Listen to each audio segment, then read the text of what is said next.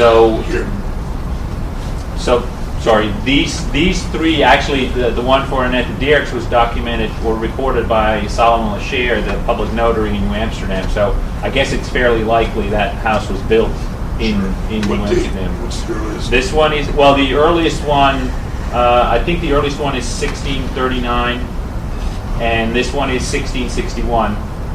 So they sort of range in between that period, but it seems, and the latter ones, or at least the ones that are the three that are recorded by Solomon Lasher, are the most elaborate ones.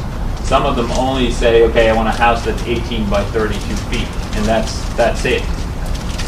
There's additional information, which I guess is something that George was talking about as well, as far as updating these things, that because of the difference in building materials, a lot of the original houses are clapboard, and they're not brick. But you do see when a lease changes from one to the other that I always get confused with the lessor and the lessee.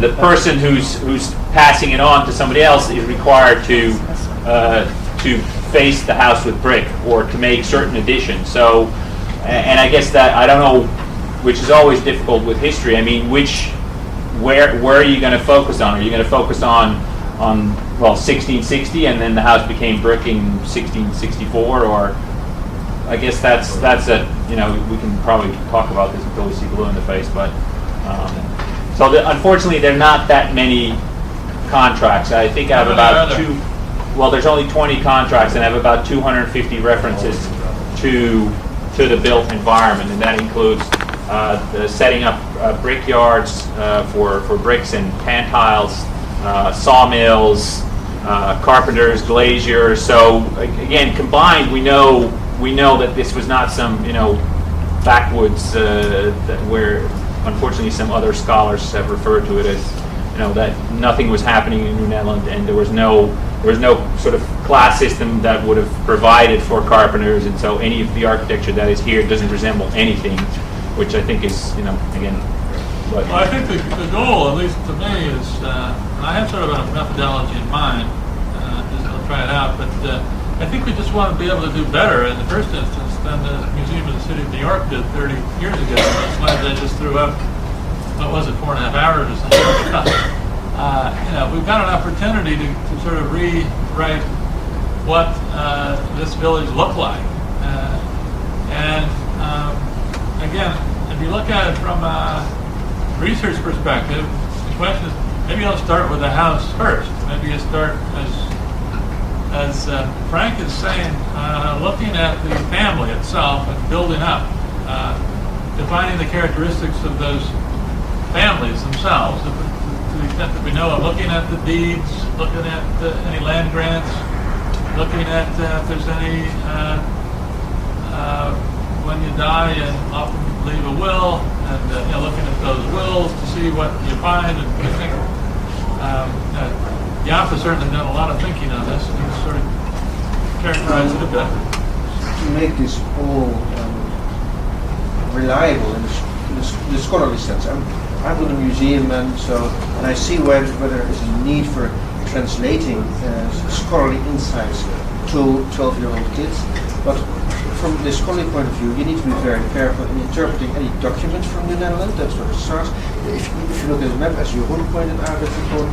As soon as information directly from the Netherlands is lacking, you need to look at what comparative material you can use, either from the Dutch Republic, or from English colonies where archaeological work has been done, or from other Dutch colonies. But in any case, if you're trying to use that, you need to be very aware if your transferal of that interpretation to New Netherlands is appropriate. That really is quite difficult. And many of the historical mistakes that have been made as far as New Netherlands is concerned originate exactly from this problem. People have simply taken a piece of the Dutch Republic and transplanted it to New Netherlands, and look at it, they even have paintings like Jan Steens, and it doesn't work like that. You really need to know this stuff very thoroughly to make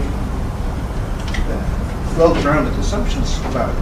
And Jeroen can do that for architecture, and Charlie and I have done stuff like that as well, but there are actually very few people, I'm afraid, who can really do that. That's all right. we need to be very careful, not take anything at face value, and if we are filling in the gaps, we need to know what we are doing it with and why we're doing that in that way. The problem is the paucity of sources, paucity of information. As I was pointing People out, want to know, people want to fill the gaps in. When they start filling the gaps in with specious information, that's dangerous. and the problem is, and I hope Len doesn't mind me using this example, people fill in the gaps without even knowing they do. Len referred, if I may, Len, to Arend van Curler being married to an Indian woman. Married. What does this mean? Yeah. Were they married in a Dutch church? Were they married in an Indian community? Was this a formal union between man and wife? Was there even ever a kind of ritual that would suggest that this was a union that was accepted by a community? Arend van Curler had an illegitimate child with a Dutch woman. So what are we saying if we say he was married? It's that kind of problem. Yeah. And you have the same thing even when you I should have said he liked Indian women. well, that's right. But it's the devil here is in the detail. And if we go back to the Purchase of Manhattan, people have said that Peter Minuit bought it. Well, he may have been present in buying it. He actually may have gone up to Hudson to sort out the Higginbake incident at exactly the time that his subordinates in Manhattan was doing it. So any sentence on a website needs to be thoroughly checked against those things. We It's know so that the easy. island was bought. You have to use the passive voice. Exactly. Yeah. And- You fill in the agent. The phrasing is really important in this. Yeah. And that's where many of the misunderstandings originate from. The stuff on the Costello plan that fascinates me are these buildings. This structure, there are a number of unusual buildings that the houses, many of the houses look to be generic.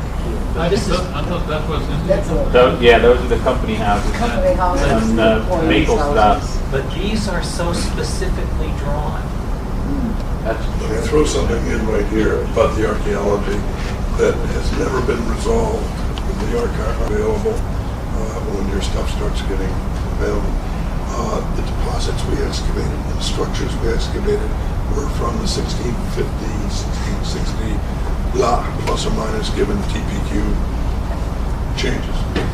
But we had two periods, I don't want to go into this detail, but the 1650 and 1680, and continuity and multi-ethnic patterns until past 1680.